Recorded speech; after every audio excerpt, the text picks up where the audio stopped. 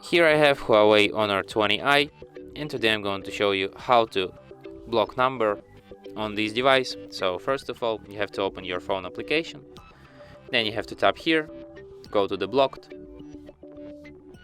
tap on the gear icon, then go to the block list, tap add, then you have an option you can add manually a number, just enter number which you want to block, tap OK, and after that this number will never call you again.